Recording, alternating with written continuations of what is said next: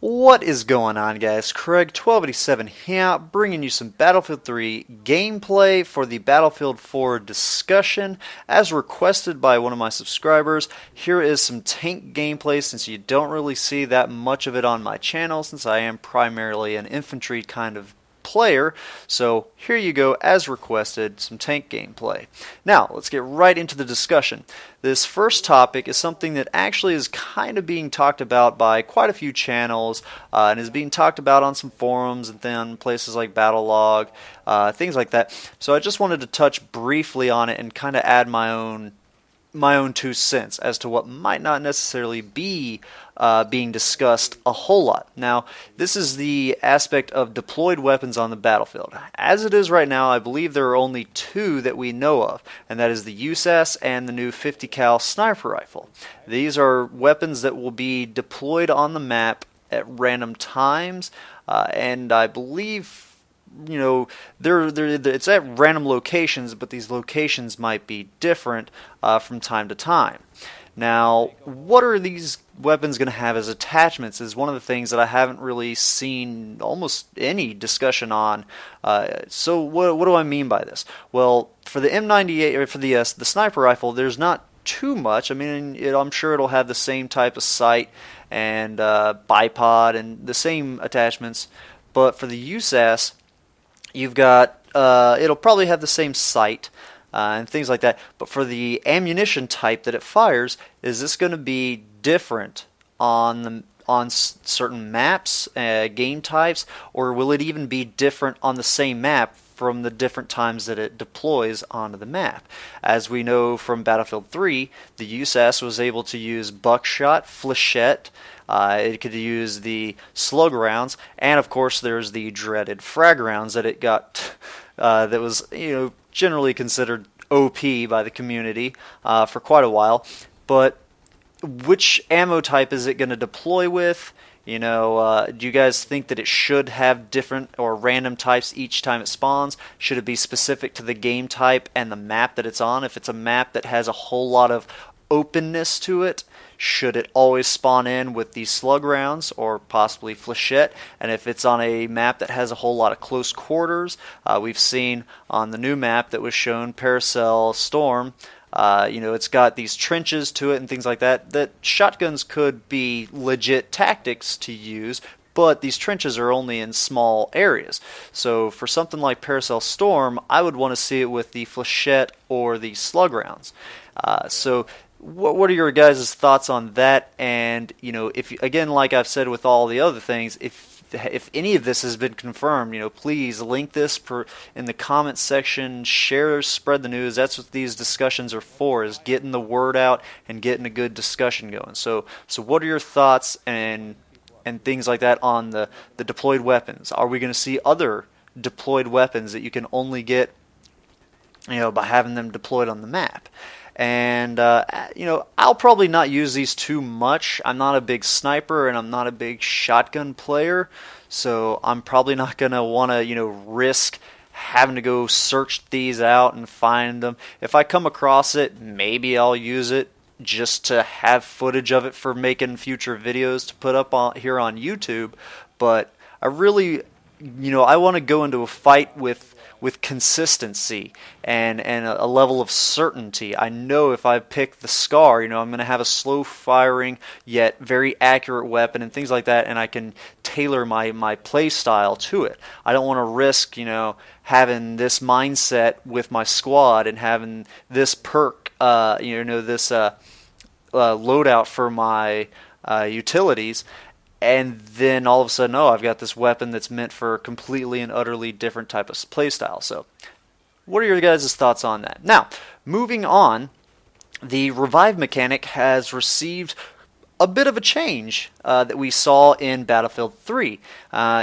Everybody knows in Battlefield 3, Assault class was the end-all be-all class because one of its aspects was it could revive. And if you had a squad, a 4-man squad of Assault players, they were kind of an impossible thing to defeat. Well, I guess I should say improbable, because unless you are able to take out all 4 of them, that one guy left alive is going to be able to revive all of his buddies, and they're revived at 100% health and ready to start pushing again. So in Battlefield 4, it's received some changes. Now, take all of this with a grain of salt or sand or whatever the saying may be, because this is all pre-beta. This is all alpha type of setting, so this might change even before the beta. It might change during the beta, right up until release. So some of this might change, but as it is right now, I believe that there is a set amount of charges that you are given per life,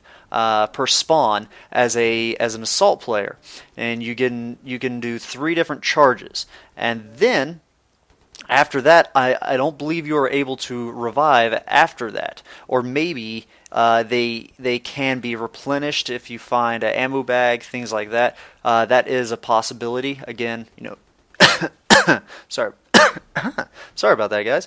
None of this has really been confirmed yet because, again, the game's not released. So I like this, though, because medic trains, revive trains were just a really, really bad thing in Battlefield 3, and it kind of ruined it in that it made a well-coordinated group just a little too powerful because they're like the undead. You can't kill them. You've got to completely and utterly wipe them out to truly kill them. Now, beyond this, there's also now a charge time. You've got the 4-second charge to get your defibrillator up to 100% charge, and that will allow you to revive someone at 100% health. That's not to say, though, that you can't still revive them before the 4-second charge has gone through its whole 4 seconds. You can still zap them early, and to the point where you could do instant revives on people, revive this guy back to back, except the second one will only have 20% of his or her health return to them upon their revival, their new spawn. So this is pretty cool. It adds a little bit of, you should have a bit of hesitation and thought process added into your revives. You can't just go in and Rambo revive and get everybody, back at 100%, because typically, you revive a guy, you might go down in the process, but they're going to be able to, with their pistol out, or if they're skillful enough, get their rifle out and shoot the opponent, and then they can get back up and revive you. But now they're going to be revived at lower percentage of health. So the likelihood of that succeeding, it's not going to be as high a percent. So you've got this level added in to the revive system. Do I actually want to risk this Rambo revive, or should I wait that extra 2 or 3 seconds, whatever it takes to get to that 100% health revive, and then do it? You can also think, all right, well, this gives me time to reload. It gives you a little bit of time to catch up on things leading up to that 100% revive. So I like this. It's a nice addition. It'll definitely be something that we have to get used to going in and transitioning from Battlefield 3 into 4.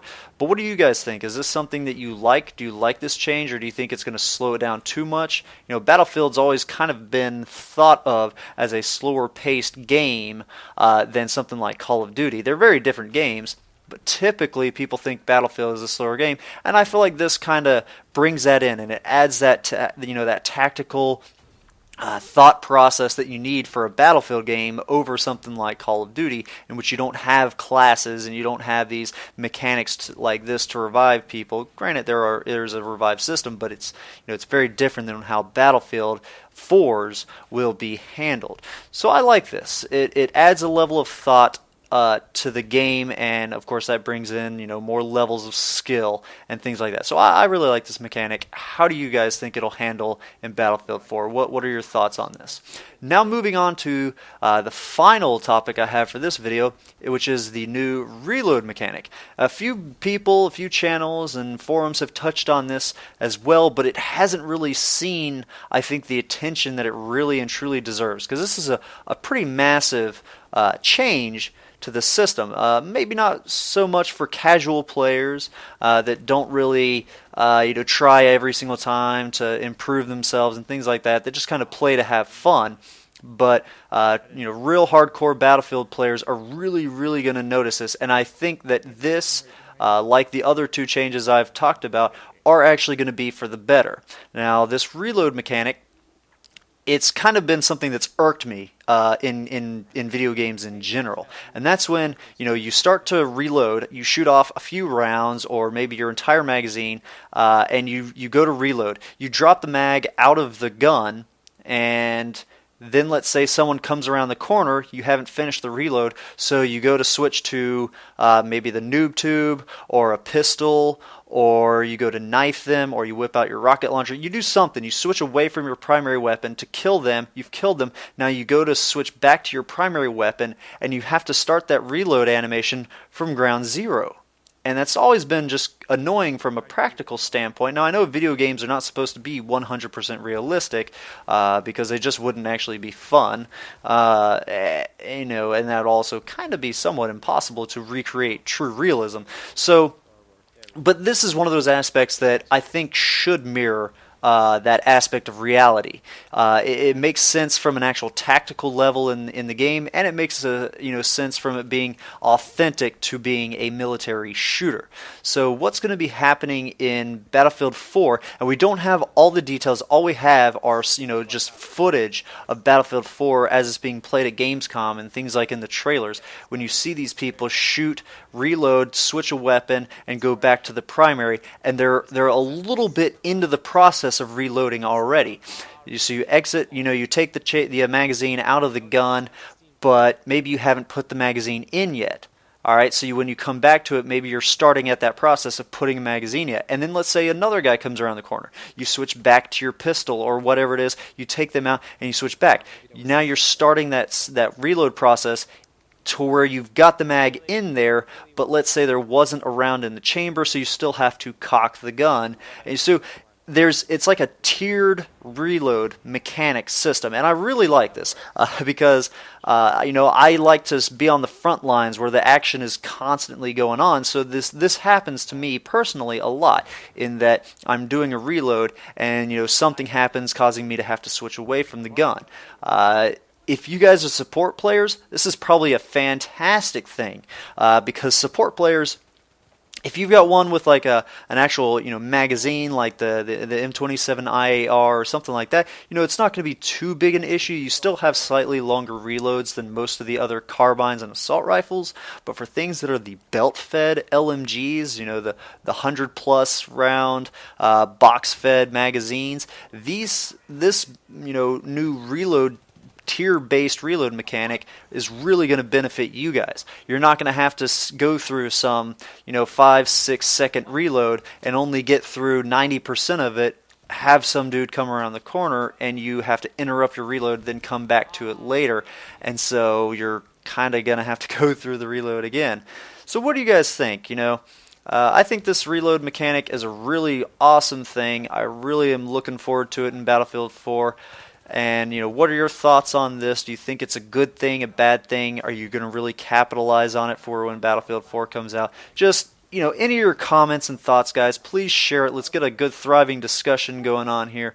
And I look forward to reading all your guys' comments and things like that. If you guys have any suggestions for other topics that I should touch on for what we've seen coming out of Gamescom for Battlefield 4, please post that in the comments section below, and I will look all throughout the comments section and draw from your ideas and what you guys would like to hear and learn about. Hope you guys have enjoyed this gameplay and enjoyed the discussion. Have a good one. Ta-ta.